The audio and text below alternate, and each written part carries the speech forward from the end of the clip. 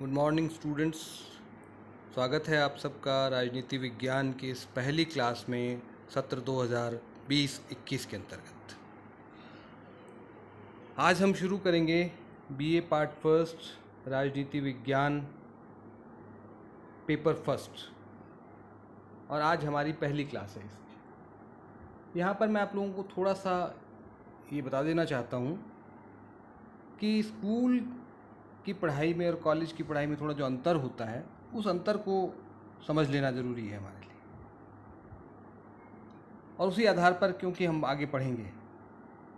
सबसे पहली बात और जो महत्वपूर्ण अंतर होता है वो ये है कि स्कूल में जो भी हमारी परीक्षा लेने वाली एजेंसी होती है, जैसे आप राजस्थान बोर्ड से पढ़े हैं ज़्यादातर लोग, तो राजस्थान बोर्ड या केंद्रीय शिक्षा बोर्ड से जो पढ़ते हैं वो लोग, central board of secondary education जो है, वो अपनी एक पाठ्य पुस्तक प्रकाशित करते हैं विद्यार्थियों के लिए, और उसी के आधार पर पेपर आता है और उसमें प्रश्न आते हैं।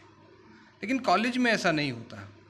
कॉलेज में जो आपकी परीक्षा लेने वाली एजेंसी है यानी विश्वविद्यालय, वो आपको एक पाठ्यक्रम देता है, पाठ्य पुस्तक नहीं देता।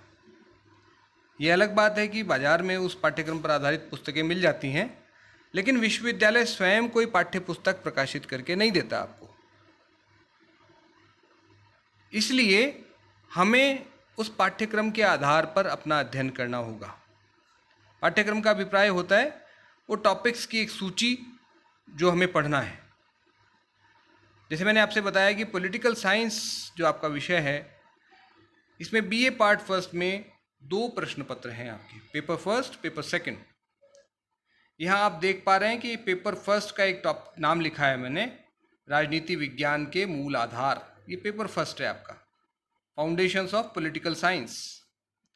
और पेपर सेकंड जो है वो है रिप्रेजेंटेटिव इंडियन पॉलिटिकल थिंकर्स, अर्थात प्रतिनिधि भारतीय राजनीतिक विचारक। ये 2 प्रश्न पत्र आपको पढ़ने हैं बीए पार्ट फर्स्ट में।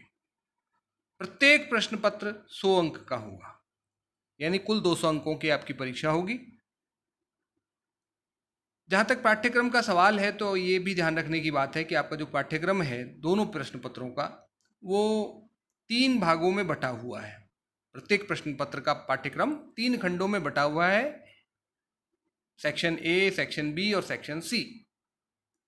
इस विभाजन का क्या अर्थ है, ये भी बड़ा इंपॉर्टेंट है जानना हमारे लिए। देखिए, आपके पेपर में 3 तरह के प्रश्न आएंगे। मैंने आपसे बताया कि 100 अंक का पेपर होगा और 100 अंक में 3 तरह के प्रश्न होंगे आपके लिए। पहला प्रश्न जो है वो 20 अंक का होगा और उसमें 10 अति लघुत्तरात्मक प्रश्न होंगे, यानी प्रत्येक अति लघुत्तरात्मक प्रश्न जो है वो 2 अंक का होगा। इसमें आपको अधिकतम 20-25 शब्दों में अपना जवाब लिखना होगा।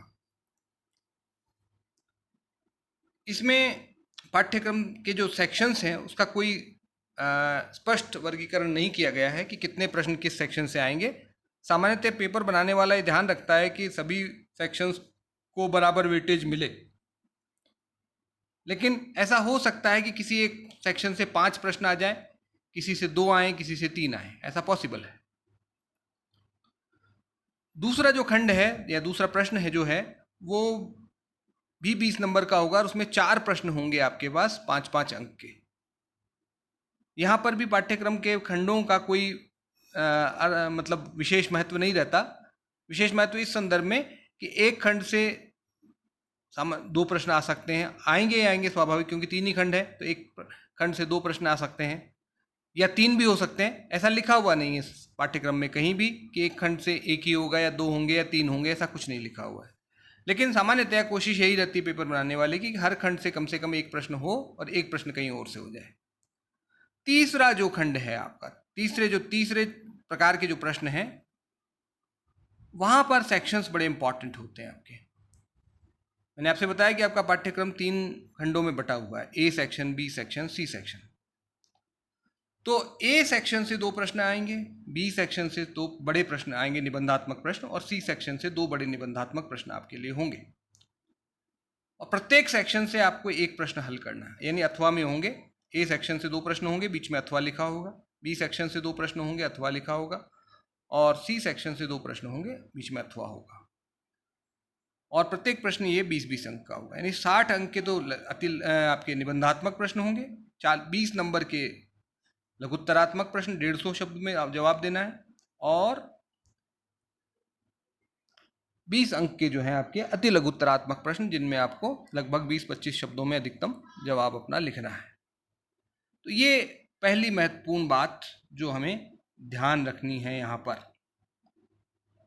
अब हम आज का अपना टॉपिक शुरू करते हैं। जैसा आप देख पा रहे हैं सबसे ऊपर, राजनीति विज्ञान परंपरागत एवं आधुनिक दृष्टिकोण, ये जो टॉपिक है आपका, ये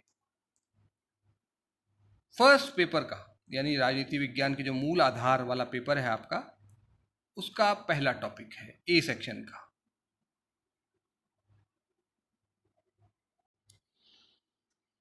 तो सबसे पहले हम बात करते हैं कि राजनीति विज्ञान होता क्या है।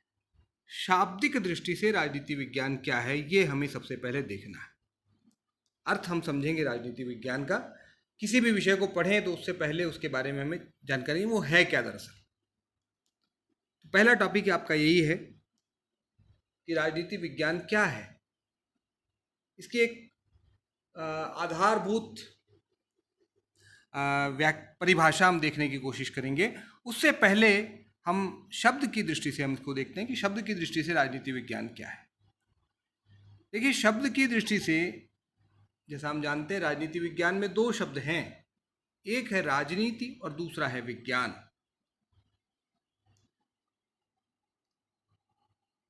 तो इस प्रकार हम कह सकते हैं कि राजनीति विज्ञान, सरल शब्दों में अगर हम इसको समझना चाहें तो वो ये है कि राजनीति का अध्ययन करने वाला विज्ञान है। तो यानी दोनों शब्दों का अर्थ समझना जरूरी है हमें, राजनीति क्या है और विज्ञान क्या है। सबसे पहले विज्ञान की बात कर लें। विज्ञान किसी विषय से संबंधित व्यवस्थित और क्रमबद्ध ज्ञान को हम कहते हैं। बहुत सरल शब्दों में विज्ञान का अर्थ है किसी विषय से संबंधित व्यवस्थित एवं क्रमबद्ध अध्ययन। अब विज्ञान की कई श्रेणियां होती हैं, प्राकृतिक विज्ञान होते हैं, सामाजिक विज्ञान होते हैं, ये हम जानते हैं। प्राकृतिक विज्ञान जैसे रसायन विज्ञान है आपका भौतिक विज्ञान है, इसी तरह से जंतु विज्ञान है, आपका बॉटनी जिसको हम कहते हैं, वनस्पति विज्ञान, ये सब प्राकृतिक विज्ञान है, प्राकृतिक चीज़ों के बारे में अध्ययन करते हैं। और दूसरे होते हैं सामाजिक विज्ञान, जो हमारे पॉलिटिकल साइंस है, इकोनॉमिक्स हैं, ये जो इस प्रकार के जो विषय हैं जो समाज के किसी पहलू का अध्ययन करते हैं, उन्हें सामाजिक विज्ञान कहते हैं। तो विज्ञान किसी विषय से संबंधित व्यवस्थित एवं क्रमबद्ध अध्ययन को कहते हैं। राजनीति शब्द का जहाँ तक अर्थ की बात है, तो राजनीति शब्द को 2 अर्थों में प्रयोग किया जाता है। एक परंपरागत अर्थ है इस शब्द का और एक आधुनिक अर्थ है। परंपरागत को हम कह सकते हैं पुराना, और आधुनिक माने नया। परंपरागत दृष्टि से अगर हम बात करें तो राजनीति विज्ञान का अर्थ, राजनीति का अर्थ है, अंग्रेजी में हम कहेंगे इसको पॉलिटिक्स। राजनीति को अंग्रेजी में क्या कहते हैं? पॉलिटिक्स।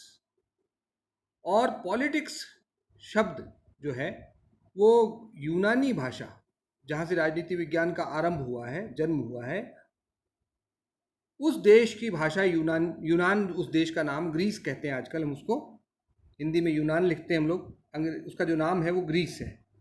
उस ग्रीस देश की जो भाषा है ग्रीक, उस ग्रीक भाषा के 3 शब्द हैं उसमें जो राजनीति यानी पॉलिटिक्स से मिलते जुलते हैं। एक है पॉलिस, POLIS पॉलिस, दूसरा पॉलिटी, POLITY पॉलिटी, और तीसरा पॉलिटिया, POLITEIA। इन तीनों शब्दों से मिलकर आपका पॉलिटिक्स शब्द बना है। इनका अर्थ क्या है? पॉलिस, POLIS, पॉलिस का मतलब होता है नगर राज्य, सिटी स्टेट अंग्रेजी में कहते हैं। सिटी स्टेट क्या होता है? देखिए, यूनान में प्राचीन समय में छोटे छोटे राज्य हुआ करते थे। नगर जैसे राज्य, सिटी जैसे राज्य, जहाँ की जनसंख्या 5-7 हज़ार 10,000 तक जनसंख्या होती थी। यानी आज का एक बड़ा गांव भी उस समय का एक नगर राज्य हो सकता था। जैसे आपका काला डेरा है, वो एक नगर राज्य उस समय था, कह सकते हैं आप, क्योंकि आज काला डेरा की जनसंख्या भी 5,000 से कम नहीं होगी। तो इस प्रकार से छोटे छोटे राज्य थे जिन्हें नगर राज्य कहा जाता था। तो पोलिस का अर्थ हुआ नगर राज्य, जिसको आज हम राज्य कह सकते हैं बदले हुए संदर्भ में। पॉलिटी का मतलब है शासन, सरकार, और तीसरा शब्द जो है वो पॉलिटिया, उसका मतलब होता है संविधान। तो इन तीनों शब्दों से आपका पॉलिटिक्स शब्द बना है। अंग्रेजी का जो पॉलिटिक्स शब्द है वो इन 3 शब्दों से बना है। तो इस आधार पर जो अरस्तु थे, जो यूनान के एक बड़े दार्शनिक थे और जिन्हें हम राजनीति विज्ञान का जनक कहते हैं,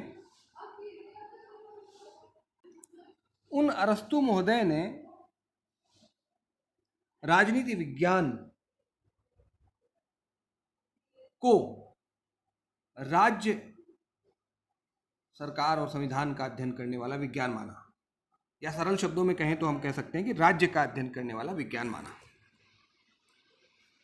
क्योंकि सरकार और संविधान राज्य के ही अंग हैं।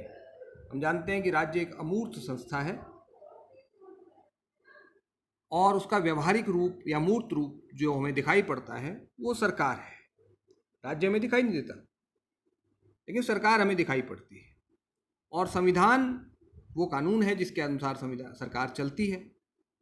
तो सरल शब्दों में हम अरस्तु के हिसाब से अगर देखें तो राजनीति विज्ञान का अर्थ है राज्य का अध्ययन करने वाला विज्ञान।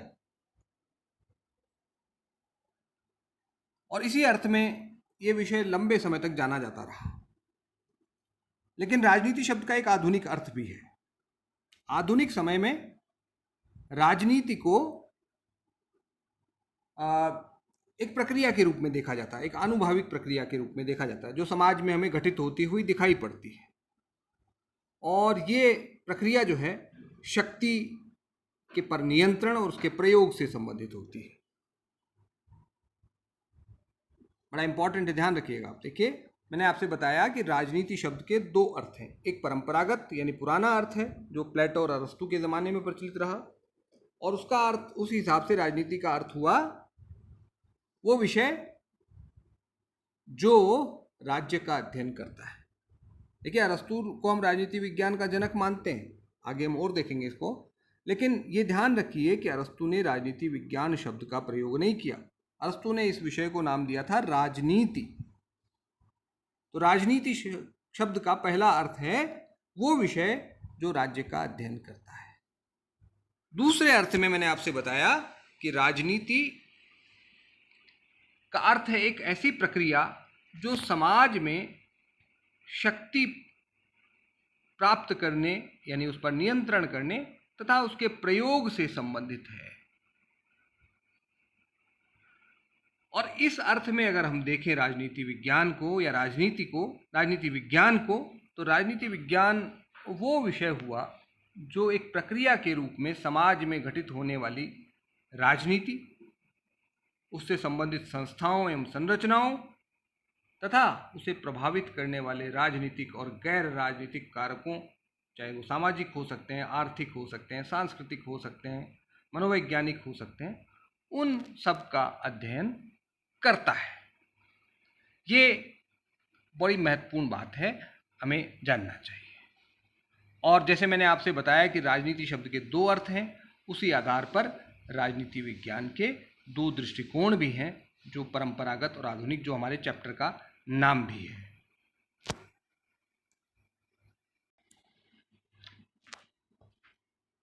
अब हम आगे बढ़ते हैं और राजनीति विज्ञान के नामकरण की बात करते हैं। देखिए, मैंने आपसे बताया कि इस विषय का जो जन्मदाता है वो अरस्तु माना जाता है।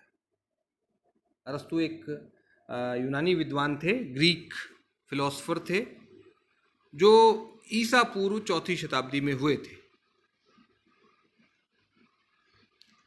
वो इसके जनक माने जाते हैं राजनीति विज्ञान के, लेकिन उन्होंने इस विषय को राजनीति विज्ञान का नाम नहीं दिया।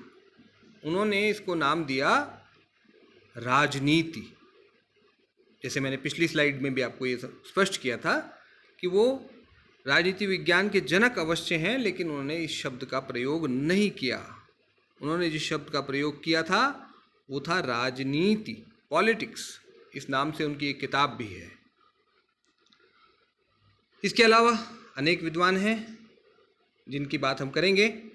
सबसे महत्वपूर्ण बात थी कि जो हमारा विषय का जो नाम है राजनीति विज्ञान, वो किसने दिया। देखिए, दो विद्वान हैं। चौथे नंबर पर आप देखिए, विलियम गॉडविन और मैरी वॉलस्टेनक्राफ्ट। ये दो विद्वान थे जिन्होंने पहली बार राजनीति विज्ञान शब्द का प्रयोग किया। इस विषय को जन्म तो अरस्तू ने दिया ईसा पूर्व 4वीं शताब्दी में, यानी आज से लगभग 2350 साल से अधिक पहले इस विषय का जन्म हुआ, लेकिन इसको नाम दिया गया राजनीति। और उसके बहुत बाद में विलियम गॉडविन और मैरी वॉलस्टेनक्राफ्ट ने इस विषय को राजनीति विज्ञान का नाम दिया। इसके अलावा कुछ और लोग हैं जिन्होंने अलग अलग नामों से इसको संबोधित किया। जैसे गेटेल हैं, वो राज्य का विज्ञान कहते हैं, science of the state. Paul Janet, Frederick Pollock, वो कहते हैं राजनीति का विज्ञान, साइंस ऑफ पॉलिटिक्स। और वो पॉलिटिक्स को फिर दो भागों में बांटते हैं, सैद्धांतिक राजनीति और व्यवहारिक राजनीति। तो खैर, उस पर हम आगे बात करेंगे, फिलहाल यहाँ इसकी आवश्यकता नहीं है। फिलहाल इतना जान लें कि किसने क्या नाम दिया, कई बार परीक्षा में पूछ लिया जाता है।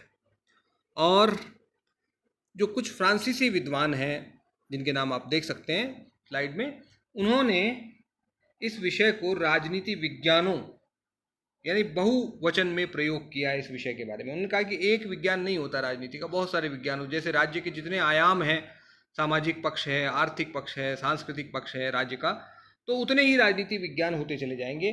और फ्रांसीसी विद्वानों में कौन कौन है? एक है डू साबलोन और वान मोहल आदि आदि, बहुत सारे हैं, लेकिन दो के नाम यहाँ पर हमने लिखे हैं। ये दो नाम आप देख सकते हैं और ये आप याद रखें, कई बार परीक्षा में इस प्रकार के प्रश्न आ जाते हैं। मुख्य बात ये है, याद रखें कि अरस्तू ने किस नाम से संबोधित किया और राजनीति विज्ञान नाम किसने दिया इसको।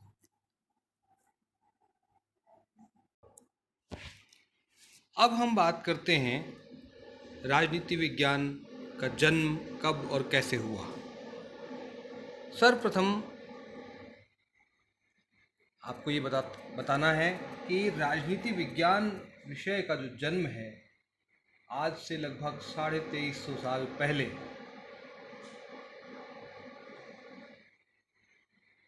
यूनान के एथेंस नगर राज्य में हुआ, यानी 4वीं शताब्दी ईसा पूर्व में राजनीति विज्ञान का जन्म हुआ। ये 4वीं शताब्दी ईसा पूर्व हम कैसे तय करते हैं? क्योंकि हम जानते हैं कि राजनीति विज्ञान का जनक होने का श्रेय यूनानी दार्शनिक अरस्तू को है। और अरस्तू का जो समय था वो था ईसा पूर्व 384 से ईसा पूर्व 322 के मध्य, यानी ईसा पूर्व 384 में उनका जन्म हुआ था और 322 ईसा पूर्व में उनकी मृत्यु हुई थी। तो इस अवधि में ही निश्चित रूप से उन्होंने राजनीति विज्ञान की शुरुआत की, राजनीति का वैज्ञानिक ढंग से अध्ययन करना प्रारंभ किया। तो इस आधार पर यह कहा जा सकता है कि राजनीति विज्ञान का जन्म जो है ईसा पूर्व 4वीं शताब्दी में हुआ। सवाल ये है कि उनके जो दो गुरु थे प्लेटो, वो भी बड़े विद्वान माने जाते हैं और उनकी पुस्तक रिपब्लिक का राजनीति विज्ञान में बड़ा महत्व है। तो उन्हें क्यों नहीं माना जाता? और प्लेटो के गुरु थे सुकरात। सुकरात को तो सबसे बड़ा दार्शनिक माना जाता है, तो उन्हें राजनीति विज्ञान का जनक क्यों नहीं माना जाता? सवाल ये है। कारण यह है कि उन्होंने राजनीतिक विषयों का अध्ययन तो किया था, लेकिन उनके जो अध्ययन की पद्धति थी वो वैज्ञानिक नहीं थी। उन्होंने दार्शनिक दृष्टि से राजनीतिक विषयों का अध्ययन किया, अर्थात उनकी जो पद्धति थी वो मानकात्मक थी, मूल्य आधारित थी। इस कारण जो है उनके कार्य को राजनीति विज्ञान की श्रेणी में नहीं रखा जाता है। राजनीतिक दर्शन की अगर बात हो तो अरस्तु से पहले सुकरात का, प्लेटो का नाम आएगा, सुकरात का नाम आएगा, लेकिन जहाँ तक राजनीति विज्ञान का प्रश्न है तो उसमें पहला नाम अरस्तु का आएगा। क्यों आएगा? क्योंकि अरस्तु ने ही पहली बार राजनीतिक विषयों का, राज्य का, सरकारों का, संविधानों का वैज्ञानिक दृष्टि से अध्ययन किया था। वैज्ञानिकता क्या होती है? तथ्य आधारित अध्ययन हो, आगमनात्मक अध्ययन हो, अर्थात हम ऑब्जर्वेशन के आधार पर, घटनाओं का निरीक्षण करके उसके आधार पर निष्कर्ष निकालें। इसी तरह से तुलनात्मक अध्ययन पद्धति का प्रयोग किया उन्होंने।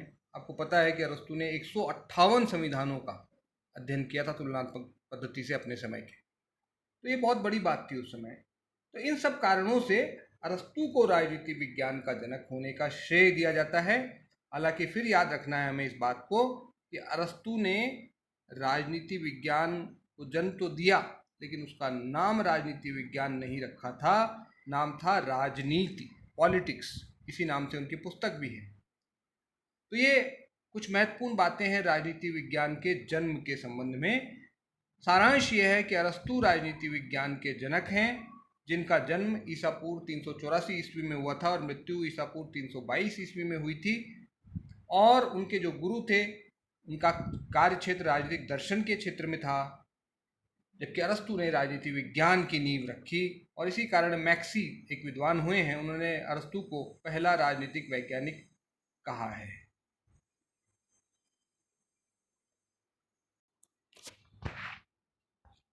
अब हम बात करते हैं राजनीति विज्ञान के दो दृष्टिकोणों के। जैसे आपका टॉपिक आपने देखा था राजनीति विज्ञान परंपरागत एवं आधुनिक दृष्टिकोण, ये पहला टॉपिक है आपका।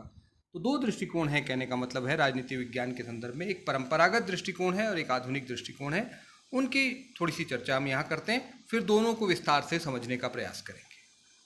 देखिए, हम ये जान चुके हैं कि राजनीति विज्ञान का जन्म ईसा पूर्व 4वीं शताब्दी में हुआ था, और क्या ये कह सकते हैं इस आधार पर हम कि एक बहुत प्राचीन विषय है, यानी लगभग 2350 साल से अधिक वर्षों की यात्रा ये विषय कर चुका है, इसकी उम्र इतनी हो चुकी है। तो 2350 सालों के दौरान राजनीति विज्ञान के अध्ययन के क्षेत्र में बहुत सारे परिवर्तन आए हैं। ये स्वाभाविक भी है, परिवर्तन हम जानते हैं कि एक निरंतर चलने वाली प्रक्रिया, और 2350 सालों में तो बहुत कुछ बदल जाता है। तो इन 2350 सालों के अंदर दौरान जो है धीरे धीरे चीज़ें बदलती रहीं, लेकिन जो बड़ा परिवर्तन आया वो 20वीं शताब्दी में प्रारंभ हुआ। अरस्तु जो राजनीति विज्ञान के जनक हैं, ईसा पूर्व 4वीं शताब्दी में हुए थे, तब से लेकर के 20वीं शताब्दी के मध्य तक राजनीति विज्ञान के संदर्भ में जो दृष्टिकोण प्रचलित था उसे कहते हैं परंपरागत दृष्टिकोण। ये परंपरागत दृष्टिकोण क्या था?